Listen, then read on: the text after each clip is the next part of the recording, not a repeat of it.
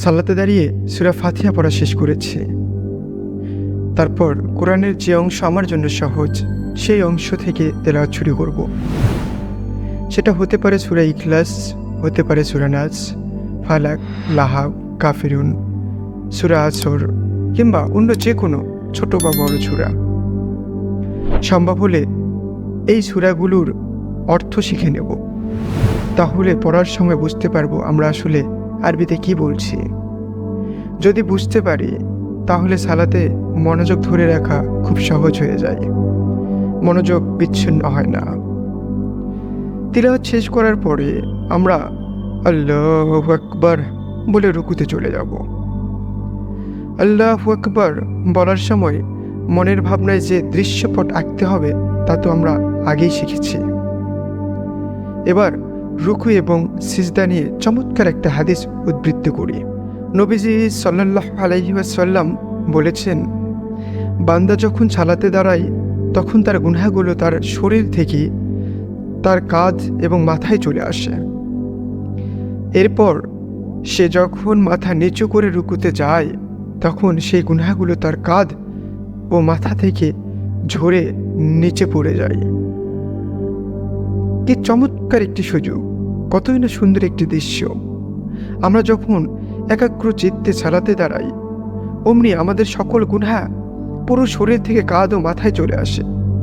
তিলাওয়াত শেষ করে আমরা যখন রুকুতে যাই তখন আমাদের গুনাহগুলো ঝরে পড়ে যায়। এই কথাটা পৃথিবীর কোনো সাহিত্যিক, কোনো রাজনীতিবিদ কিংবা অর্থশাস্ত্রবিদদের নয়।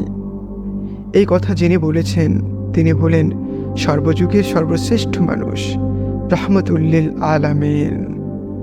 তাহলে এই কথায় কি কোনো খাত থাকতে পারে? এই কথা নিয়ে আমাদের কারো মনে কোনো সন্দেহ থাকতে পারে? অবশ্যই নয়। তিনি যখন বলেছেন রুকুতে গেলে বান্দার গুনাহ ঝরে যায় তখন সেটা অবশ্যই সত্য।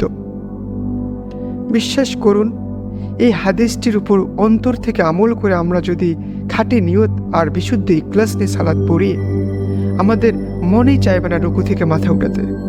মন চাইবে থাকি না আরও কিছুক্ষণ, গুনাহগুলো সব ধুয়ে মুছে ঝরে যাক। আমাদের মনে এই ব্যাপারটি বদ্ধমূল হয়ে গেলে রুকুতে আমরা অন্যরকম একটা মজা পাব। রুকুতে আমরা আরও কিছু বিষয় মাথায় রাখতে পারি, যেমন আমি এমন এক সত্তার কাছে মাথা নুয়ে দিয়েছি যিনি এই সুবিশাল সৃষ্টি জগতের অধিপতি, মালিক, যার কাছে আমি নিতান্ত তুচ্ছ। আমি হলাম দাস আর তিনি হলেন মালিক। আমি মাথা নুয়ে তাকে বলছি, মালিক আপনি মহান, মালিক আপনি মহান। এরপর গভীর মনোযোগের সাথে রুকুর তাসবিহ পাঠ শেষে সামি আল্লাহু লিমান হামিদা বলে মাথা উঠাবে। এই সামি আল্লাহু লিমান হামিদা অর্থ কি? এর অর্থ হলো আমার রব সেই ব্যক্তির প্রশংসা শোনেন যে তার প্রশংসা করে। কি দুর্দান্ত একটি কথা! আমি যখন আমার রবের প্রশংসা করি আমার রব তখন সেই প্রশংসা শোনেন। একটু ভাবুন তো, আমরা যখন ফুটবলার মেসির প্রশংসা করি মেসি কি আমাদের সেই প্রশংসা শোনে? আমরা যখন কোনো অভিনেত্রী, কোনো গায়ক, কোনো শিল্পী বা পৃথিবী বিখ্যাত কোনো সেলিব্রিটির প্রশংসায় গদগদ হই, তাদের গুণ কীর্তনের ফুলঝুরির বাক্যগুলো তাদের কান পর্যন্ত কি পৌঁছায়? অথচ এই আসমান জমিন, এই মহাবিশ্ব, এই মহাজগৎ, বিশ্বজাহানের যিনি মালিক, যার কাছে দুনিয়ার সেলিব্রিটিদের বালুকণা পরিমাণও মূল্য নেই, সেই সুমহান সত্তা আমার প্রশংসা শোনেন যখন আমি তার প্রশংসা করি। তিনি আমার স্তুতি শোনেন যখন আমি তার স্তুতি গাই।